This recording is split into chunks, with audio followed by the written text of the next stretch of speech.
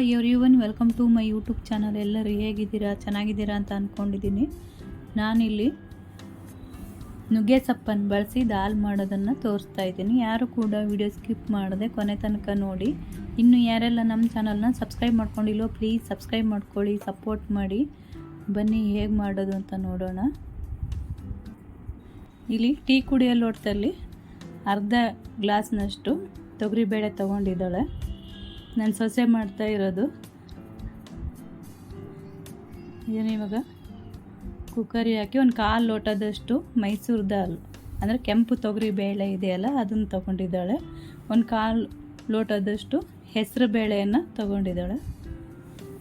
ಕಾಲು ಲೋಟದಷ್ಟು ಹೆಸರು ಬೇಳೆ, ಕಾಲು ಲೋಟದಷ್ಟು ಮಸೂರು ದಾಲ್ ಅಂದರೆ ಕೆಂಪು ತೊಗರಿ ಬೇಳೆ, ಒಂದು ಅರ್ಧ ಲೋಟದಷ್ಟು ಮಾಮೂಲಿ ಸಾರಿ ಬಳಸ್ತೇವಲ್ಲ ಆ ತೊಗರಿ ಬೇಳೆನ ಚೆನ್ನಾಗಿ ತೊಳ್ಕೊಂಡು ಬಂದು ಈಗ ಅದಕ್ಕೆ ತೊಗರಿಬೇಳೆ ಬೇಯಲಿಕ್ಕೆ ಎಷ್ಟು ನೀರು ಬೇಕೋ ಅಷ್ಟು ನೀರನ್ನು ಹಾಕಿ ಒಂದು 2-3 ಇಲ್ಲಾಂದರೆ 4 ವಿಷಲಷ್ಟು ಕೂಗಿಸಿದ್ರೂ ಬರುತ್ತೆ. ಇದು ದಾಲ್ ಮಾಡಲಿಕ್ಕಲ್ವ, ಹಾಗಾಗಿ ನೀರು ಹಾಕಿ ಸ್ವಲ್ಪ ಅರಿಶಿಣದ ಹುಡಿ, ಸ್ವಲ್ಪ ಎಣ್ಣೆ ಹಾಕಿದರೆ ಬೇಗ ಬೇಯುತ್ತೆ. ಅದಕ್ಕೋಸ್ಕರ ಇವಾಗ ನೋಡಿ ಬೇಳೆ ಎಲ್ಲ ಬೆಂದಿದೆ. 4 ವಿಷಲ್ ಕೂಗಿಸ್ಕೊಂಡಿರೋದು ಸ್ವಲ್ಪ ಮೆತ್ತಗೆ ಬೇಯಲಿ ಅಂತೇಳಿ.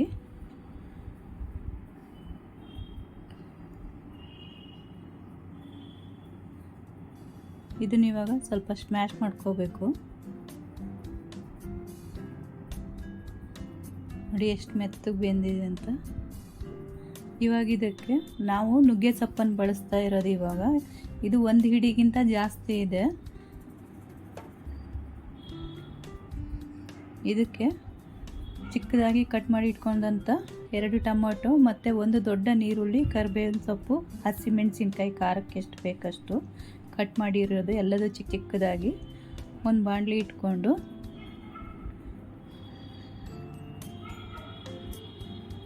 ಅದಕ್ಕೆ ಸ್ವಲ್ಪ ಎಣ್ಣೆ ಮತ್ತು ಎಣ್ಣೆ ಕಾದ ನಂತರ ಜೀರಿಗೆ ಹಾಕ್ಕೋಬೇಕು.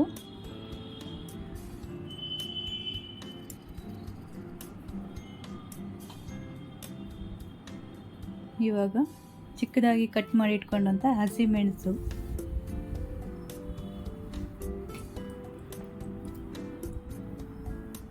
ಇದು ನೀವು ಚೆನ್ನಾಗಿ ಮಿಕ್ಸ್ ಮಾಡ್ಕೋಬೇಕು. ಬೇಕಿದ್ರೆ ನೀವು ಶುಂಠಿ ಬೆಳ್ಳುಳ್ಳಿ ಪೇಸ್ಟ್ ಕೂಡ ಹಾಕೋಬೋದು. ಇವಾಗ ಚಿಕ್ಕದಾಗಿ ಕಟ್ ಮಾಡಿ ಇಟ್ಕೊಂಡಂಥ ನೀರುಳ್ಳಿ,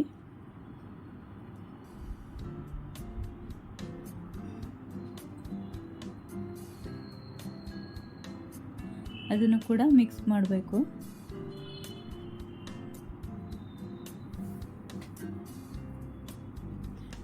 ನೀರುಳ್ಳಿಗೆ ಸ್ವಲ್ಪ ಉಪ್ಪು ಹಾಕ್ಕೊಳ್ತಾ ಇದ್ದೀವಿ.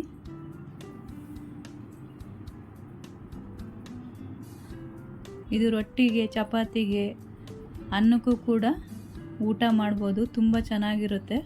ಇವಾಗ ನೀರುಳ್ಳಿ ಬೆಂದ ಮೇಲೆ ಕಟ್ ಮಾಡಿ ಇಟ್ಕೊಂಡಂಥ ಟೊಮೊಟೊ ಹಾಕ್ಕೋಬೇಕು. ತುಂಬ ಚೆನ್ನಾಗಿರುತ್ತೆ, ಟ್ರೈ ಮಾಡಿ ಒಮ್ಮೆ. ಎಷ್ಟು ಚೆನ್ನಾಗುತ್ತೆ ಊಟ ಮಾಡಲಿಕ್ಕೆ.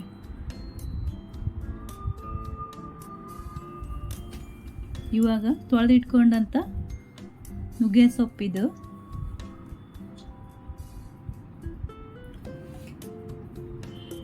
ನಮಗಿಲ್ಲಿ ಸ್ವಲ್ಪ ನುಗ್ಗೆ ಸೊಪ್ಪು ಸಿಕ್ಕಿತ್ತು, ಅದರಲ್ಲಿ ತುಂಬ ಬಗೆಯದು ಮಾಡಿದ್ದೀವಿ. ಒಂದೊಂದು ವೀಡಿಯೋ ಹಾಕ್ತಾ ಇದ್ದೀನಿ. ತುಂಬ ದಿನ ಆಯಿತು ವೀಡಿಯೋ ಮಾಡಿ. ಈ ನುಗ್ಗೆ ಸೊಪ್ಪನ್ನು ಚೆನ್ನಾಗಿ ಬೇಯಿಸ್ಕೋಬೇಕು. ಇದರಲ್ಲಿ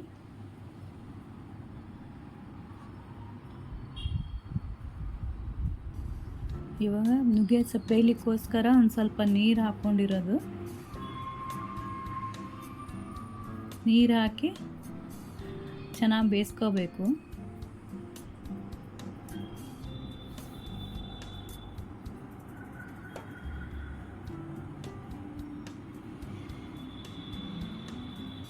ನೀರು ಹಾಕಿದ ಮೇಲೆ ಚೆನ್ನಾಗಿ ಮಿಕ್ಸ್ ಮಾಡಿ ನುಗ್ಗೆ ಸೊಪ್ಪು ಬೇಯೋವರೆಗೂ ಬಿಡಬೇಕು. ಅದನ್ನು ಸ್ವಲ್ಪ ಉಪ್ಪು ನುಗ್ಗೆ ಸೊಪ್ಪಿಗೆ,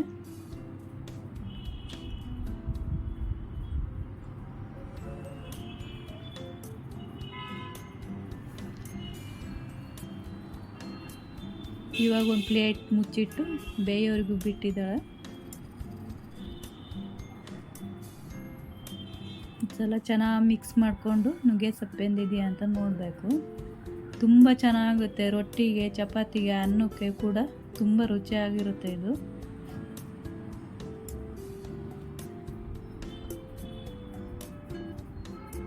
ಇವಾಗ ನಾವು ಬೇಯಿಸಿಟ್ಕೊಂಡಂಥ ಬೇಳೆ ಹಾಕ್ಕೊಳ್ತಾ ಇದ್ದೀವಿ. ಏನು ಅಂದರೆ ನಮಗೆ ಊಟಕ್ಕೆ ಬೇಕು ಅಂತ ಹೇಳಿದರೆ ಒಂದು ಸ್ವಲ್ಪ ನೀರಿನಂಗೆ ಮಾಡ್ಕೋಬೋದು. ಇಲ್ಲಿ ನಾವು ಚಪಾತಿಗೆ ಮಾಡ್ಕೊಂಡಿರೋದು ಇದನ್ನು. ತುಂಬ ಚೆನ್ನಾಗುತ್ತೆ ದಾಲ್ ನುಗ್ಗೆ ಸೊಪ್ಪಿಂದು.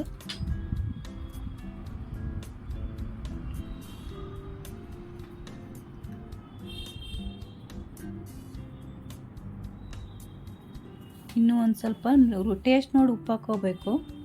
ನೀರುಳ್ಳಿ ಬೇಯುವಾಗ ಮತ್ತು ಸೊಪ್ಪು ಬೇಯಿಸುವಾಗ ಉಪ್ಪು ಹಾಕ್ಕೊಂಡಿರೋದು. ಸ್ವಲ್ಪ ತೆಳ್ಳಗೆ ಮಾಡ್ಕೊಂಡ್ರೆ ಅನ್ನಕ್ಕೆ ಮಾಡ್ಕೋಬೋದು. ಇಲ್ಲಿ ಚಪಾತಿಗೆ ಮತ್ತು ಅನ್ನಕ್ಕೆ ಅಂತ ಬೇರೆ ಸ್ವಲ್ಪ ನೀರು ಹಾಕಿ ಮಿಕ್ಸ್ ಮಾಡಿ ಇಟ್ಟಿರೋದು ಇದೆ. ಇದನ್ನೇ 2 ಮಾಡ್ಕೊಂಡಿದ್ದೀವಿ ನಾವು. ಒಗ್ಗರಣೆಗೆ ಸ್ವಲ್ಪ ಎಣ್ಣೆ ಹಾಕಿ, ಸಾಸಿವೆ ಹಾಕಿ, ಕರಿಬೇವು ಮತ್ತು ಕುಟ್ಟಿಟ್ಕೊಂಡಂಥ ಬೆಳ್ಳುಳ್ಳಿ ಮತ್ತು 1-2 ಒಣಮೆಣಸು, ಇದು ಒಗ್ಗರಣೆಗೆ 1-2 ಹಸಿಮೆಣಸು,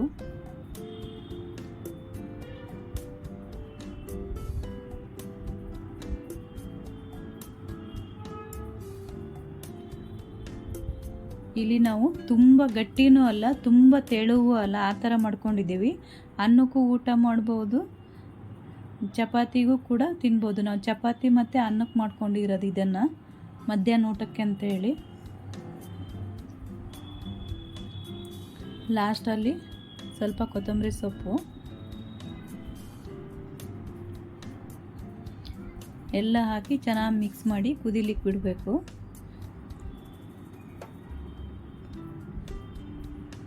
ಈ ವಿಡಿಯೋ ಇಲ್ಲಿಗೆ ಎಂಡ್ ಮಾಡ್ತಾ ಇದ್ದೀವಿ. ಈ ವಿಡಿಯೋ ಇಷ್ಟ ಆದಲ್ಲಿ ಲೈಕ್ ಮಾಡಿ, ಕಮೆಂಟ್ ಮಾಡಿ, ಸಬ್ಸ್ಕ್ರೈಬ್ ಮಾಡ್ಕೊಂಡು ನೋಡಿ, ಸಪೋರ್ಟ್ ಮಾಡಿ. ಬರೀ ಕೇಳ್ಕೊಳ್ತಾನೆ ಇದ್ದೀನಿ. Thank you for watching.